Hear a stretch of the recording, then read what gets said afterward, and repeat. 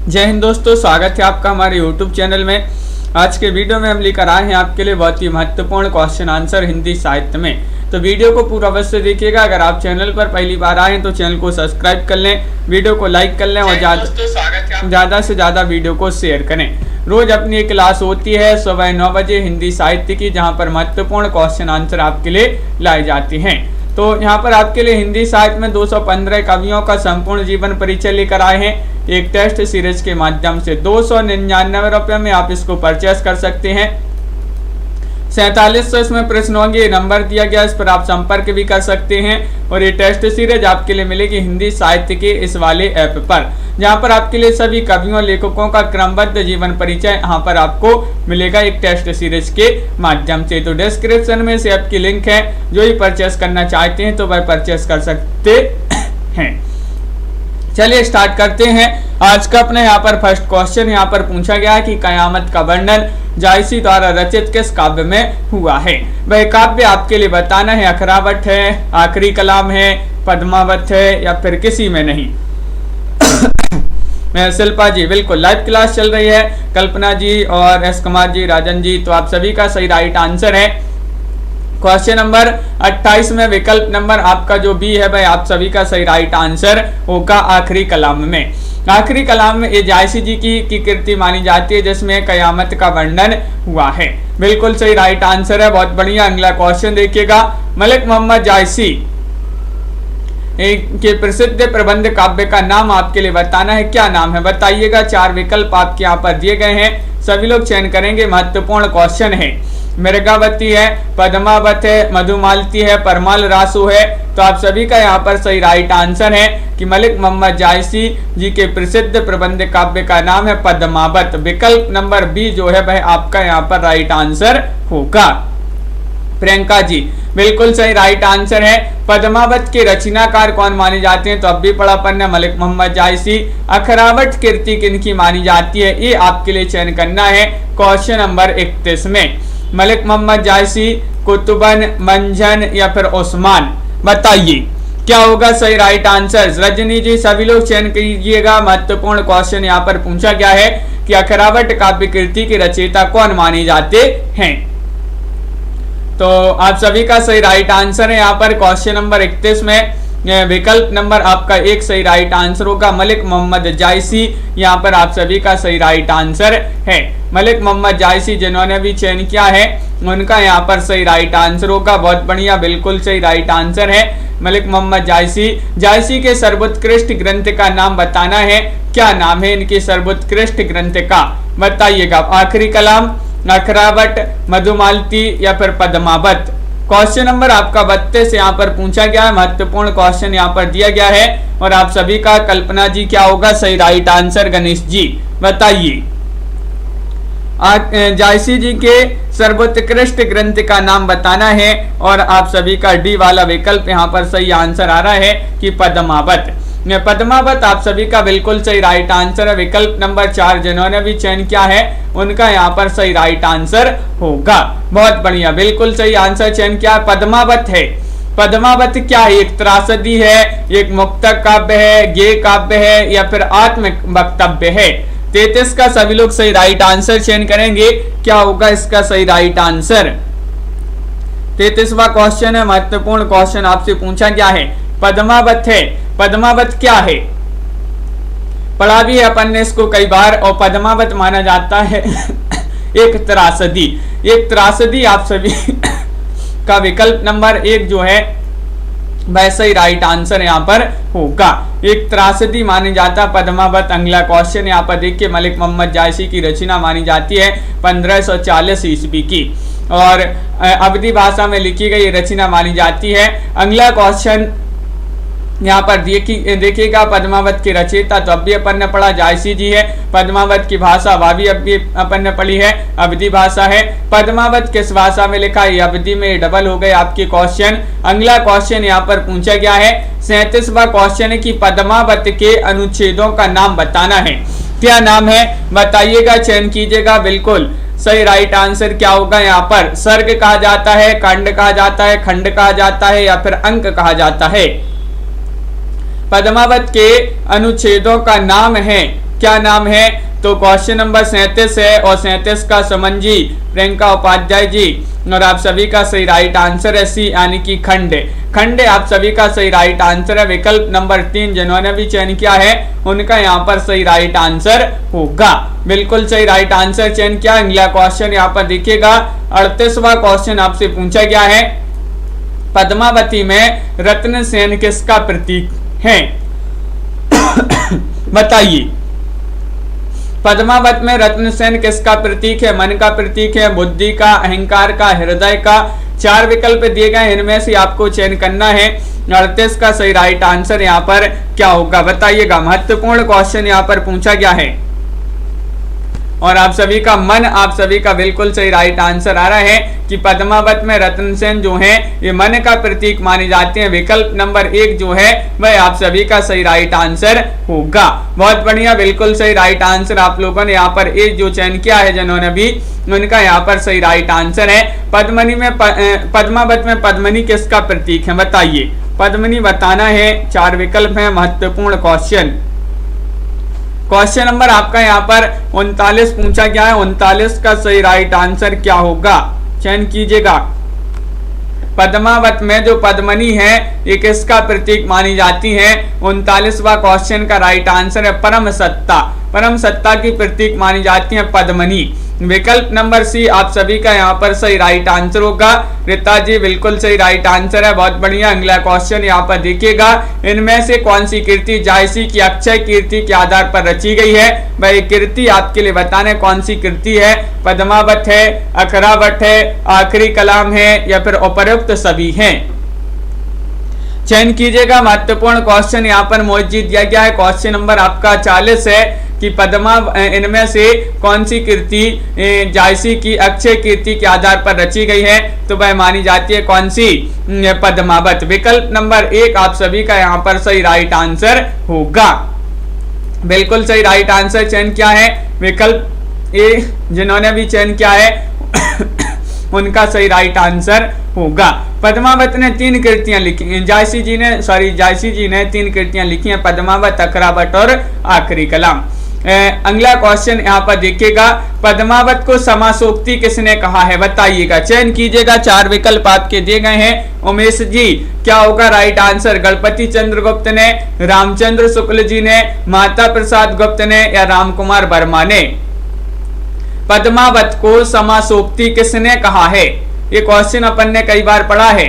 बहुत ही महत्वपूर्ण क्वेश्चन यहाँ पर दिया गया है और आप सभी का सही राइट आंसर होगा 41 में विकल्प नंबर बी राइट आंसर होगा, यानी कि रामचंद्र शुक्ल जी ने। आचार्य रामचंद्र शुक्ल जी ने जो है पद्मावत को समासोक्ति कहा है। बिल्कुल सही राइट आंसर आप लोगों ने यहाँ पर चयन किया है। रामचंद्र शुक्ल जी के अनुसार पद्मावत का प्रेम लौकिक तथा कथा सोक्ति है और यह कहना भी ठीक है कि पद्मावत का पूर्व राग असंगत है और कारण न वह रूप दर्शन जन्म है और न ही साहचर्य धर्म है। बिल्कुल सही राइट आंसर है। तो शुक्ल जी भक्ति को हृदय की प्राकृत वृत्ति ही मानते हैं और रहस्य ढंग से उपासनोपयोगी निरूपित करते हैं और उनकी दृष्टि में लौकिक कथा ही प्रमुख है और लौकिक राग ही वर्ण है। अगला क्वेश्चन यहाँ पर पूछा गया है, क्वेश्चन नंबर 42 है। महत्वपूर्ण क्वेश्चन है कि 4 ओठाए लीन एक मुट्ठी, दीन उड़ाई पृथ्वी झूठी। ये पंक्ति किस ग्रंथ से ली गई है? वह ग्रंथ आपके लिए बताना है। क्या होगा सही राइट आंसर? निशा जी, मिथिलेश जी, सभी लोग चयन करेंगे। महत्वपूर्ण क्वेश्चन यहाँ पर पूछा गया है, ये जो पंक्ति दी गई है किस ग्रंथ से ली गई है? तो सभी लोग बता रहे हैं कि ये पंक्ति पद्मावत से ली गई है। विकल्प नंबर 1 आप सभी का सही राइट आंसर होगा। बिल्कुल सही, मलिक मोहम्मद जायसी द्वारा रचित कीर्ति पद्मावत से पंक्तियां ली गई हैं। और अगला क्वेश्चन यहाँ पर पूछा गया, निम्नलिखित में से किस कवि ने सिर्फ अवधि में ही रचनाएं की हैं? कई बार अपन पढ़े हैं इस क्वेश्चन को, पूछा जाता है। महत्वपूर्ण क्वेश्चन है। वह कवि आपके लिए बताना है जिन्होंने सिर्फ अवधि भाषा में ही रचना की है। कबीर हैं, सूरदास हैं, तुलसी हैं, जायसी हैं। उमेश यादव जी बिल्कुल स्वागत है आपका और रोज अपनी ये क्लास होती है। क्वेश्चन नंबर 43 में आप सभी का क्या होगा सही राइट आंसर? सिर्फ अवधी भाषा में ही रचना की हैं, तो वह कौन है? जायसी जी है। विकल्प नंबर डी आप सभी का यहाँ पर सही राइट आंसर होगा। जायसी आपका सही राइट आंसर है। जायसी की भाषा ठेठ अवधी है और पूर्वी हिंदी के अंतर्गत है, इसलिए जायसी ने अपनी रचनाएं सिर्फ अवधी भाषा में की हैं। और जो जायसी हैं ये भक्ति काल की निर्गुण प्रेमाश्री शाखा के प्रमुख कवि माने जाते हैं। चित्रावली किसकी रचना है ये आपके लिए बताना है, बताइए।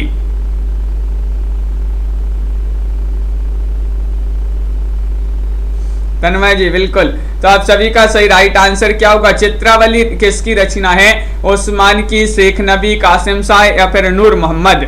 तो महत्वपूर्ण क्वेश्चन है और आप सभी का सही राइट आंसर यहाँ पर क्या होगा? 44वां क्वेश्चन यहाँ पर पूछा गया है और उस्मान रचना ये मानी जाती है, उस्मान की रचना मानी जाती है चित्रावली। चित्रावली ये किसकी रचना मानी जाती है? उस्मान की रचना मानी जाती है। बिल्कुल सही राइट आंसर विकल्प नंबर आपका जो ए है वह आप सभी का यहाँ पर सही राइट आंसर होगा। बहुत बढ़िया, बिल्कुल सही राइट आंसर आप लोगों ने यहाँ पर चयन किया है। हिंदू मग पर पावन राख्यो का बहुते जो हिंदू भाग्यो, ये आपसे पूछा गया। उक्त रचना किस रचनाकार से संबंधित है? बताइएगा। नूर मोहम्मद की इंद्रावती से, उस्मान की चित्रावली, नूर मोहम्मद की अनुराग बांसुरी या कासिम शाह की हंस जवाहिर? चयन करना है। महत्वपूर्ण क्वेश्चन आपसे पूछा गया है। हिंदू मग पर पावन राख्यो का बहुत जो हिंदू भाग्यो, किस रचना और रचनाकार से संबंधित ये उक्ति है? तो विकल्प नंबर सी आपका सही राइट आंसर है कि नूर मोहम्मद की अनुराग बांसुरी से संबंधित ये रचना और उक्ति मानी जाती है। बिल्कुल सही राइट आंसर है विकल्प नंबर सी। जिन्होंने भी चयन किया उनका यहाँ पर सही राइट आंसर होगा। 46वां क्वेश्चन यहाँ पर दिया गया है। क्या पूछा गया है? देखिएगा, किस हिंदी भाषा में रचना करने पर किस सूफी कवि को मुसलमानों का उपालंब सुनने को मिला था? बताइएगा वह सूफी कवि कौन थे? जायसी थे, उस्मान थे, शेख नबी थे या फिर नूर मोहम्मद थे? चयन कीजिएगा सभी लोग। बहुत ही महत्वपूर्ण क्वेश्चन आपसे पूछा गया है। क्वेश्चन नंबर 40 है और 40 में आपका राइट आंसर आ रहा है कि हिंदी भाषा में रचना करने पर किस सूफी कवि को मुसलमानों का उपालंब सुनने को मिला था? वह है नूर मोहम्मद। विकल्प नंबर आपका डी वाला जो है वह यहाँ पर सही राइट आंसर होगा। नूर मोहम्मद को उपालंब, मुसलमानों का जो उपालंब सुनने को मिला था। और क्वेश्चन नंबर आपका 47 देखिएगा सभी लोग कि सूफी काव्य परंपरा का एक ग्रंथ है इंद्रावती। इंद्रावती के रचनाकार बताना है कौन माने जाते हैं? जायसी जी हैं, कासिम शाह हैं या फिर मंझन है या नूर मोहम्मद है? तो आप सभी का क्या होगा सही राइट आंसर? सभी लोग चयन करेंगे। बहुत ही महत्वपूर्ण क्वेश्चन यहाँ पर दिया गया है और आप सभी का सही राइट आंसर आ रहा है यहाँ पर। रामेंद्र जी क्या आ रहा है राइट आंसर? तो बिल्कुल सही राइट आंसर है आप सभी का यहाँ पर डी राइट आंसर है। नूर मोहम्मद आप सभी का यहाँ पर जो है सही राइट आंसर होगा। इंद्रावती के रचनाकार कौन माने जाते हैं? नूर मोहम्मद माने जाते हैं। तो विकल्प नंबर डी आप सभी का सही आंसर होगा। अब अपन आ गए हैं कहां पर? ये आ गए हैं राम भक्ति काव्यधारा से संबंधित महत्वपूर्ण क्वेश्चन आंसर पर। तो चलिए सिन्नी जी देख लेते हैं यहाँ पर राम भक्ति काव्यधारा से संबंधित महत्वपूर्ण क्वेश्चन है। स्वामी अग्रदास किस काव्यधारा के कवि हैं? बताइएगा। क्वेश्चन नंबर 1 आपसे यहाँ पर पूछा गया, महत्वपूर्ण क्वेश्चन है और क्या होगा इसका सही राइट आंसर, ये आपके लिए चयन करना है। बताइए, चयन कीजिएगा। महत्वपूर्ण क्वेश्चन यहाँ पर पूछा गया है और आप सभी का सही राइट आंसर है कि राम भक्ति काव्यधारा। राइट आंसर लगा दीजिएगा। राम भक्ति काव्यधारा ही तो अपन पढ़ रहे हैं, तो स्वामी अग्रदास जो हैं उसी काव्यधारा के कवि माने जाते हैं, राम भक्ति काव्यधारा के। विकल्प नंबर आपका जो सी है वह सही राइट आंसर होगा। बिल्कुल सही राइट आंसर है। गोस्वामी जी के पिता का नाम बताना है। क्या नाम है इनके पिता का नाम? बताइएगा। गंगाराम, आत्माराम, देवता दीन या फिर इनमें से कोई नहीं? सुभाष जी सही राइट आंसर चयन कीजिएगा और आप सभी का यहाँ पर सही राइट आंसर है। क्वेश्चन नंबर 2 में गोस्वामी जी के पिता का नाम पूछा है, सरल क्वेश्चन पूछ लिया गया है। आत्माराम आप सभी का सही राइट आंसर होगा। आत्माराम जिन्होंने भी चयन किया उनका सही राइट आंसर है आत्माराम दुबे, इनके पिताजी का नाम था और माता जी का नाम हुलसी बाई था।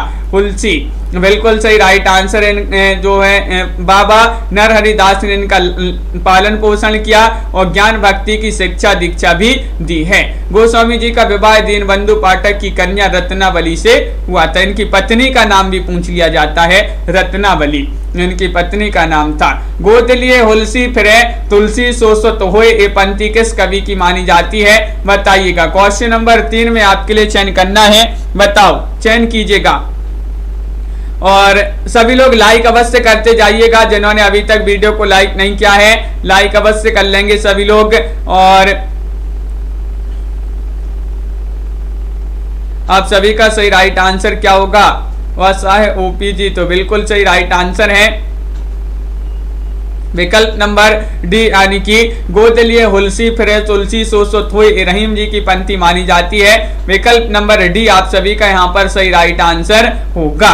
बहुत बढ़िया, बिल्कुल सही राइट आंसर आप लोगों ने यहाँ पर चयन किया है। हिंदू अवतार पुरुषों के प्रति रहीमदास जी बहुत आदर की भावना रखते हैं, इसलिए तुलसी और रहीम जी के बीच परस्पर अवतारवाद की चर्चा होती रहती थी। अगला क्वेश्चन यहाँ पर क्या पूछा गया है, ये क्वेश्चन नंबर आपका यहाँ पर ये डबल हो गया है। आगे बढ़ते हैं क्वेश्चन नंबर 5 में। देखिए बिल्कुल सही महत्वपूर्ण क्वेश्चन है, तुलसीदास जी की भक्ति का स्वरूप पूछा गया है आपसे, क्या होगा सही राइट आंसर, चयन कीजिएगा। प्रियंका जी बहुत बढ़िया। तो क्वेश्चन नंबर 5 है, तुलसी की भक्ति का स्वरूप क्या था, दास्य, सख्य, वात्सल्य या फिर मत्य।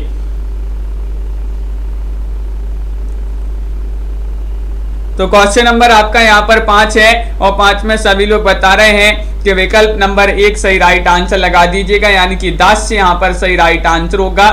दास्य जिन्होंने भी चयन किया है उनका यहाँ पर सही राइट आंसर है। तुलसी की भक्ति दास्य भाव से ओतप्रोत है, यही कारण है कि तुलसी राम के सम्मुख विनम्र रही हैं। बिल्कुल सही आंसर है। अगला क्वेश्चन देखिएगा, अवधी भाषा के सर्वाधिक लोकप्रिय महाकाव्य का नाम बताना है।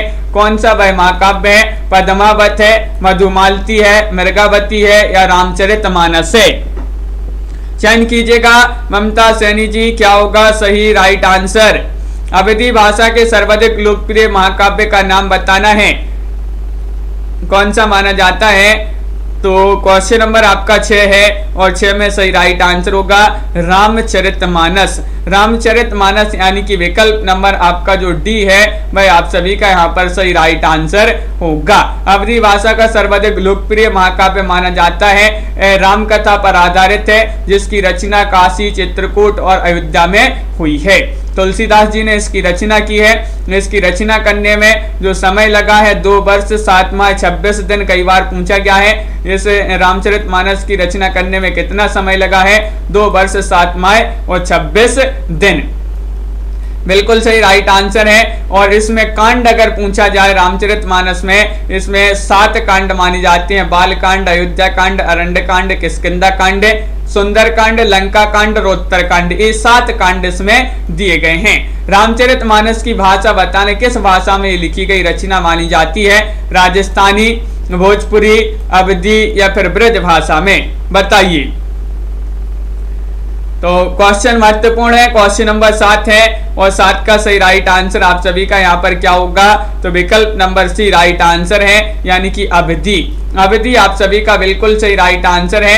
अवधी जिन्होंने भी चयन किया है उनका यहाँ पर सही राइट आंसर है विकल्प नंबर सी। राम कथा पर आधारित तुलसीदास जी के महाकाव्य का नाम क्या है, बताइएगा। भरत मिलाप है, रामचरितमानस है, राम रक्षा स्रोत है या रामचंद्रिका है, चयन करना है। महत्वपूर्ण क्वेश्चन यहाँ पर पूछा गया है नामवीर जी, और आप सभी का सही राइट आंसर क्या होगा।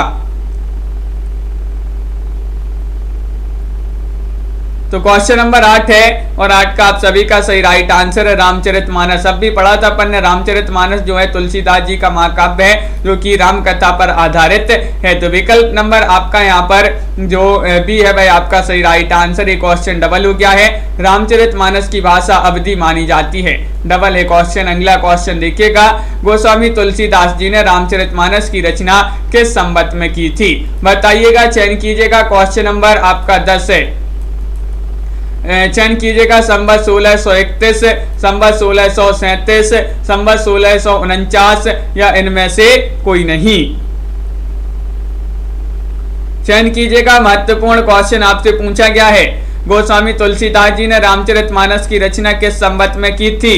संवत पूछा है तो विकल्प नंबर आपका यहाँ पर एक राइट आंसर आ रहा है, संवत 1631 बिल्कुल सही राइट आंसर है। विकल्प नंबर 1 जिन्होंने भी चयन किया उनका सही राइट आंसर होगा।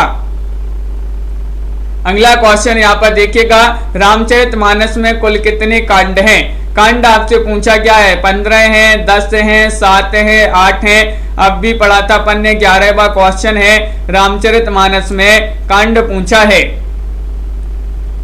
तो कांड इसमें 7 हैं। कितने कांड हैं? 7 कांड है रामचरितमानस में, बिल्कुल सही राइट आंसर है। यहाँ पर भी आपका बी वाला विकल्प सही राइट आंसर है। क्वेश्चन नंबर आपसे पूछा गया है, 13वां क्वेश्चन है, बहुत ही महत्वपूर्ण क्वेश्चन है। रामचरितमानस में वीभत्स रस का प्रयोग किन कांडों में मिलता है? वह कांड आपके लिए चयन करना है, बताइएगा क्या होगा राइट आंसर? अरण्य कांड और लंका कांड है, सुंदर कांड और उत्तर कांड है, बाल कांड और अयोध्या कांड है, या फिर उपयुक्त सभी कांडों में।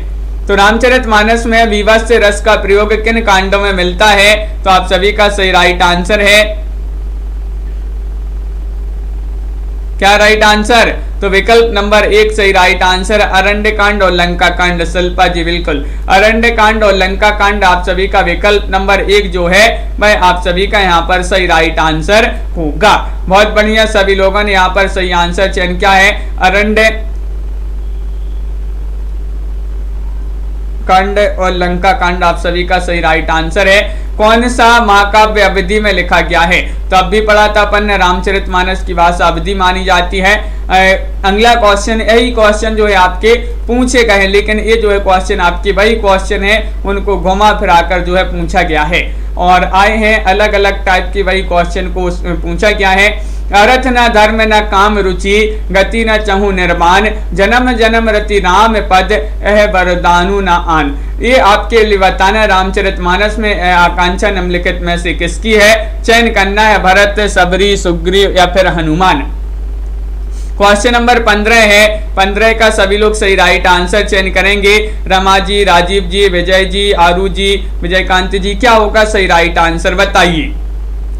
रामचरितमानस में जो ये आकांक्षा है निम्नलिखित में से किसकी है? तो भरत, बहुत सारे लोग बता रहे हैं कि विकल्प नंबर 1 जो है यहाँ पर सही राइट आंसर होगा। विकल्प नंबर 1 आप सभी का सही राइट आंसर लगा देते हैं, बिल्कुल सही। अवधि एवं ब्रज भाषा दोनों में रचना करने वाले कवि आपके लिए बताना भाई कौन से कवि हैं जो अवधि में भी और ब्रज भाषा में भी दोनों में रचना करने वाले? सूरदास हैं, तुलसीदास हैं, घनानंद हैं या फिर उपयुक्त में से या फिर उपयुक्त सभी हैं? रोहिणी जी, तो आप सभी का सही राइट आंसर है कि अवधि और ब्रज भाषा की बात करें तो दोनों में रचना करते थे कौन? तुलसीदास जी। तुलसीदास आप सभी का सही राइट आंसर है। विकल्प नंबर बी जिन्होंने भी चयन किया है उनका यहाँ पर सही राइट आंसर होगा। गोस्वामी तुलसीदास जी जो है दोनों में रचनाएं करते थे और इन्हें हिंदी का जातीय कवि कहा जाता है। अगर कई बार पूछा गया है हिंदी का जातीय कवि किसे कहा जाता है तो गोस्वामी तुलसीदास जी को ही कहा जाता है। और अगला क्वेश्चन यहाँ पर देखिएगा, क्वेश्चन नंबर आपसे यहाँ पर पूछा गया है कि निम्नलिखित में से कौन सी रचना तुलसीदास की नहीं है? नहीं बताना है, रामचंद्रिका, कवितावली, गीतावली या फिर विनय पत्रिका। बताइए मंजू जी, कौन सी रचना तुलसीदास की नहीं है? नहीं है तो फिर किसकी है ये भी आपके लिए चयन करना है। सभी लोग बताएंगे। बहुत ही महत्वपूर्ण क्वेश्चन यहाँ पर पूछा गया है। क्वेश्चन नंबर 17 और 17 में आप सभी का सही राइट आंसर है विकल्प नंबर 1 यानी कि रामचंद्रिका। रामचंद्रिका रचना तुलसीदास जी की नहीं मानी जाती है, बिल्कुल सही राइट आंसर है विकल्प नंबर 1 आपका राइट आंसर है। बाकी की रचनाएं तुलसीदास जी की हैं। यहाँ पर भी आपको चयन करना है इनमें से कौन सी रचना तुलसीदास की नहीं है, बताइएगा। यहाँ पर भी सभी लोग चयन करेंगे। विपिन कुमार जी, क्या होगा सही राइट आंसर?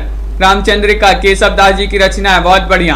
तो यहाँ पर भी आपको बताना है कौन सी रचना तुलसीदास जी की नहीं है। तो देखिए यहाँ पर आपका रामचरितमानस भी है, कवितावली भी है, गीतावली भी है, लेकिन साकेत जो है ये नहीं मानी जाती है। साकेत किसकी रचना मानी जाती है? साकेत मैथिली शरण गुप्त जी की, बिल्कुल सही राइट आंसर है। तो विकल्प नंबर डी आप सभी का यहाँ पर सही राइट आंसर होगा।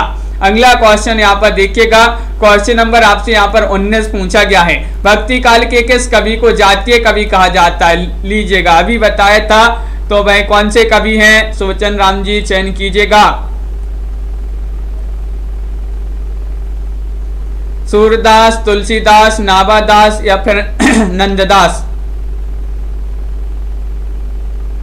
भक्ति काल के किस कवि को जातीय कवि कहा जाता है? तो आप सभी का सही राइट आंसर है तुलसीदास। विकल्प नंबर बी आप सभी का यहाँ पर सही राइट आंसर होगा, बिल्कुल सही। बी वाला विकल्प जिन्होंने भी चयन किया है उनका सही राइट आंसर है। बहुत बढ़िया, सभी लोगों ने यहाँ पर सही राइट आंसर चयन किया है। आरू शर्मा जी अपनी रोज क्लास सुबह 9 बजे एक क्लास चलती है और रात्रि में 10 बजे, ये दोनों क्लासें इसी चैनल पर मिलेंगी। लेकिन एक शाम को 4 बजे क्लास होती है जो कि स्टूडेंट केयर यूट्यूब चैनल पर होती है। तो स्टूडेंट केयर यूट्यूब चैनल से भी सभी लोग जुड़ जाइएगा। बिल्कुल सही राइट आंसर है, बहुत बढ़िया। अगला क्वेश्चन यहाँ पर देखिएगा, क्वेश्चन नंबर आपसे पूछा गया वैराग्य संदीपनी किस कवि की रचना मानी जाती है? क्वेश्चन नंबर 20 में आपके लिए चयन करना है, बताइए। त्रिपन सिंह जी, वैराग्य संदीपनी आपके लिए चयन करना है। ये रचना मानी जाती है तुलसीदास जी की, सूरदास, कबीरदास या फिर नंददास। क्वेश्चन नंबर 20 है और 20 का सही राइट आंसर चयन करना है सभी के लिए। तो आप सभी का सही राइट आंसर होगा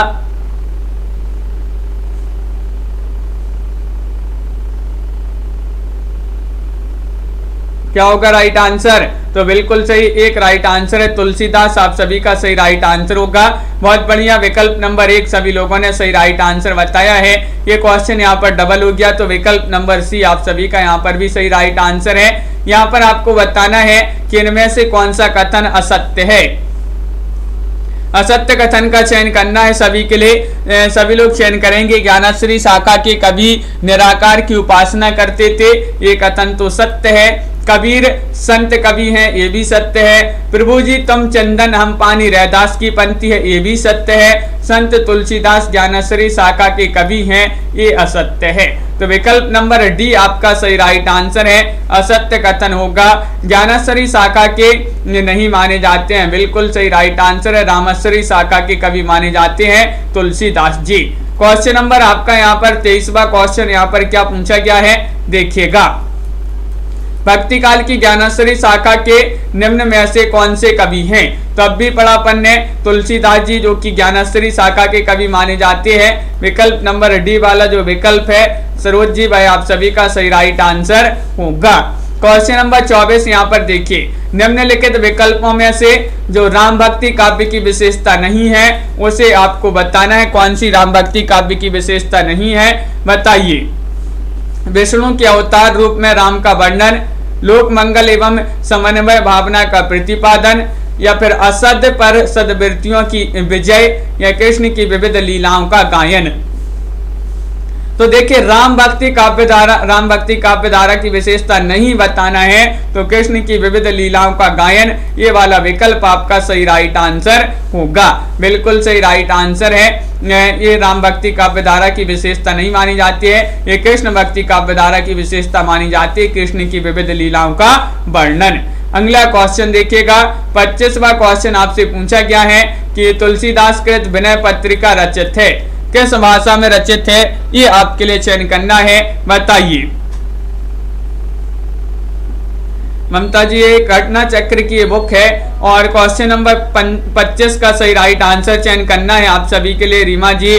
तो बिल्कुल सही राइट आंसर आपका होगा यहाँ पर, क्या होगा राइट आंसर?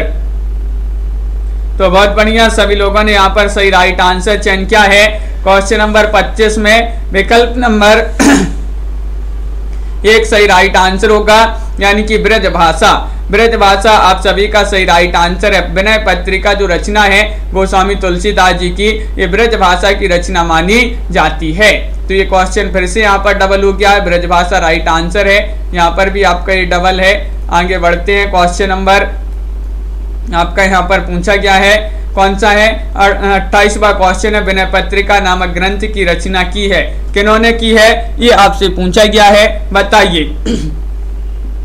प्रीति जी और डॉक्टर नीता जी, सभी लोग लाइक अवश्य करते जाइएगा वीडियो को। जिन्होंने अभी तक वीडियो को लाइक नहीं किया है, लाइक और शेयर करते जाइएगा सभी लोग। और विनय पत्रिका जो कि अभी पढ़ा था अपन ने, गोस्वामी तुलसीदास जी की रचना मानी जाती है। विकल्प नंबर बी वाला जो है भाई आप सभी का यहाँ पर सही राइट आंसर होगा।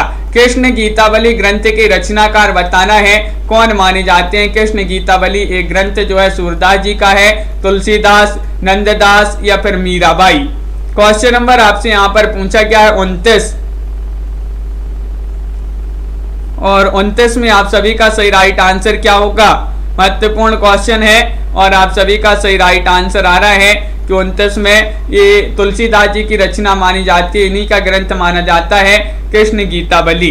बहुत बढ़िया, विकल्प नंबर आपका जो बी है भाई आप सभी का यहाँ पर सही राइट आंसर होगा।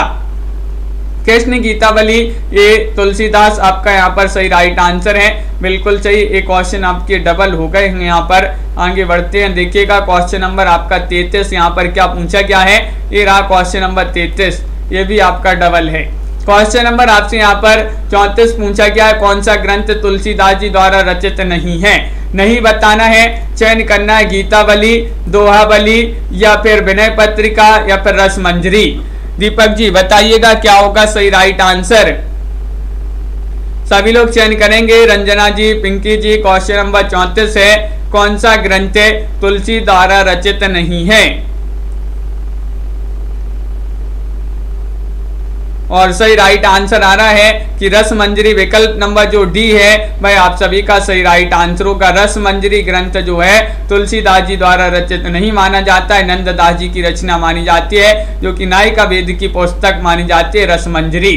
बिल्कुल सही राइट आंसर विकल्प नंबर डी वाला जो है वह सही आंसर होगा। तुलसीदास जी ने भी भ्रमर गीत परंपरा के अंतर्गत भ्रमर गीत की रचना की है, जो संकलित है, किसमें संकलित है? जानकी मंगल में, कृष्ण गीतावली में या फिर कवितावली में। चयन कीजिएगा। महत्वपूर्ण क्वेश्चन यहाँ पर पूछा गया है, क्वेश्चन नंबर 35 है और 35 का सही राइट आंसर क्या होगा बताइए। क्रिएटिव आर्ट्स जी और आप सभी का सही राइट आंसर है कृष्ण गीतावली में जो है संकलित है। विकल्प नंबर बी वाला जो है भाई आप सभी का यहाँ पर सही राइट आंसर होगा। विकल्प नंबर 2 आपका सही राइट आंसर है।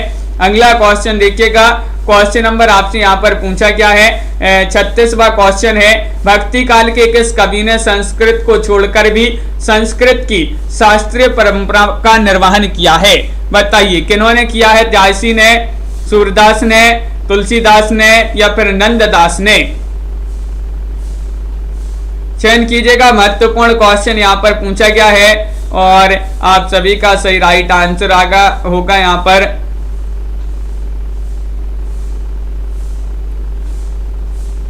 विकल्प नंबर सी राइट आंसर है तुलसीदास। तुलसीदास आप सभी का सही राइट आंसर है, बिल्कुल सही, बहुत बढ़िया। विकल्प नंबर सी जो है जिन्होंने भी चयन किया है तुलसीदास, उनका सही राइट आंसर यहाँ पर होगा।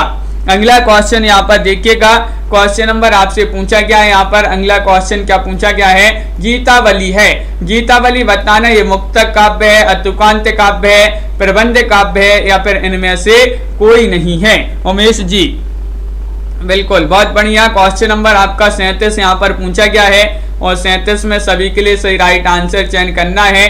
गीतावली क्या माना जाता है? गीतावली जो रचना है क्या मानी जाती है? तो ये मानी जाती है क्या?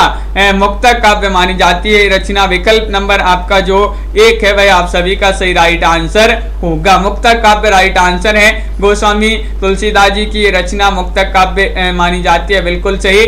और अगला क्वेश्चन यहाँ पर देखिएगा, रामचरितमानस का ज्ञान दीपक प्रसंग किस कांड में वर्णित है? वह कांड आपके लिए बताना। उत्तर कांड है, अयोध्या कांड है, बाल कांड है या फिर अरण्य कांड है? रामचरितमानस का ज्ञान दीपक प्रसंग जो है किस कांड में वर्णित है, बताइए।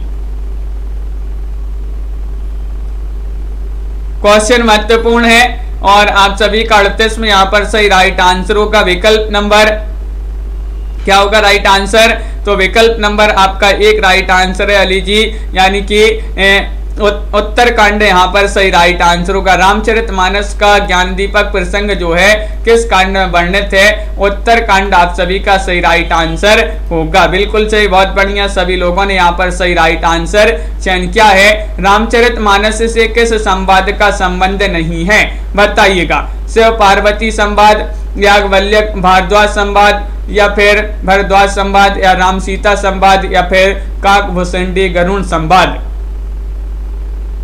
क्वेश्चन महत्वपूर्ण है और आप सभी का 39वां क्वेश्चन यहाँ पर दिया गया है और 39 में आप सभी का सही राइट आंसर है कि दिए गए सभी विकल्पों का संवाद जो है रामचरितमानस से है, तो इनमें से कोई नहीं आपका सही राइट आंसर होगा, क्योंकि यहाँ पर नहीं पूछा है। रामचरितमानस का संबंध विकल्प में दिए गए सभी संवादों से है, ये गलत है, बिल्कुल सही प्रियंका जी। तो आप सभी का सही राइट आंसर क्या होगा? इनमें से कोई नहीं। अगला क्वेश्चन यहाँ पर देखिएगा, क्वेश्चन नंबर आपसे यहाँ पर अगला क्या पूछा गया? 39वां क्वेश्चन हो गया। 40वां क्वेश्चन है, नीचे 2 वाक्य दिए गए हैं, इनमें एक को कथन ए और दूसरे को कारण आर की संज्ञा दी गई है। ये आपको यहाँ पर बताना है क्या होगा सही राइट आंसर 40 में। कथन ए है, राम काव्य का प्रतिपाद्य विषयक धार्मिक और भक्ति प्रधान है, इसलिए कवियों ने भगवान राम की प्रतिष्ठा में संस्कृत शब्दावली को अधिक स्वीकार किया है। करण आर दिया है, जहां धर्म और दर्शन का प्रसंग हो तथा उच्च काव्य सौष्ठव दिखाना हो, वहां तत्सम की प्रधानता स्वाभाविक है। इस प्रकार जो हमने यहाँ पर एक करण आर और दिए गए थे, तो इसमें आपको बताना था कि उपयुक्त वक्तव्यों में से ये और आर संदर्भ में कौन सा सही है। तो यहाँ पर आपके लिए सही चयन करना था, बताइएगा। ये आपके यहाँ पर दिए गए थे, पूछा गया क्वेश्चन है, महत्वपूर्ण है, लेकिन आपका यहाँ पर क्या है राइट आंसर कि ये गलत है और आर सही है। ये गलत है और आर सही है, ए की सही व्याख्या आर है, तो ये वाला विकल्प आपका सही राइट आंसर था। वहां पर जो ए में जो व्याख्या दी थी वह गलत थी, ए की व्याख्या क्या है? आर है। तो इस प्रकार जो है आपका यहाँ पर ये वाला जो विकल्प है बी वाला, वह आप सभी का सही राइट आंसर होगा।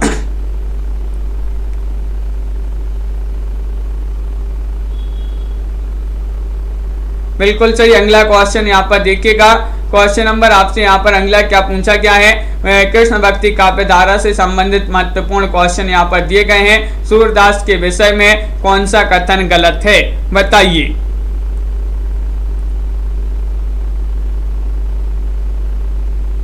क्या होगा सही राइट आंसर?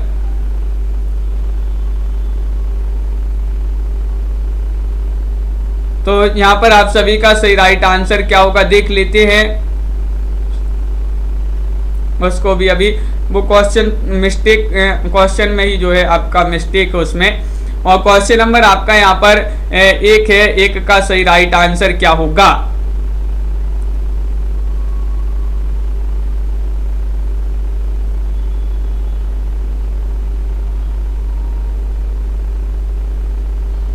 तो बिल्कुल सही राइट आंसर है आप सभी का यहाँ पर क्वेश्चन नंबर कौन सा 1 है और 1 में आप सभी का सही राइट आंसर है विकल्प नंबर 1, यानी कि सूर्यदास के विषय में कौन सा कथन जो है गलत है। तो सूर्य को सभी विद्यमान जन्मांध, सूर्यदास जी को सभी विद्यमान जन्मांध मानते थे, ये कथन कैसा है? आपका गलत कथन होगा। विकल्प नंबर 1 जो है वह आप सभी का सही राइट आंसर यहाँ पर है, बिल्कुल सही राइट आंसर है। बहुत बढ़िया, सभी लोगों ने यहाँ पर सही राइट आंसर चयन किया है।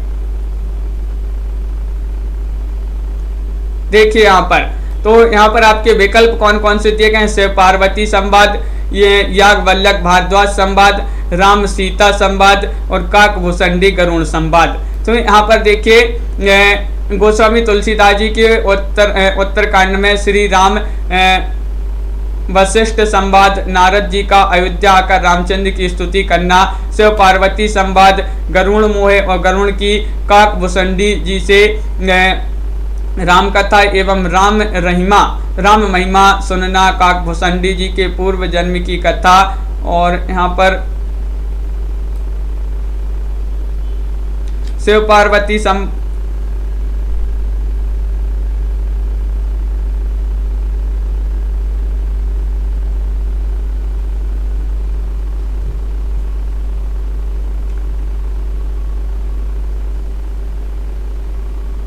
रामचरितमानस के संवाद कौन कौन से हैं? तो रामचरितमानस के संवाद जो है,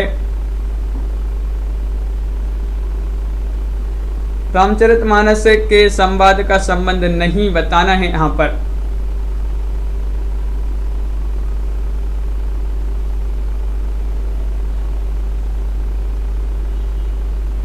तो यहाँ पर आपका जो सही राइट आंसर होगा वह क्या होगा? राइट आंसर राम सीता संवाद है।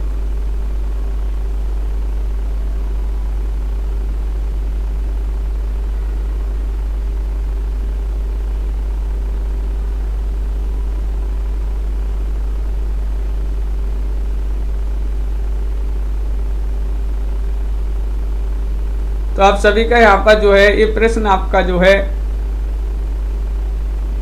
आयोग ने इसको स्टार दिया। देखिए इस प्रश्न को स्टार दिया है आयोग ने, इसको जो है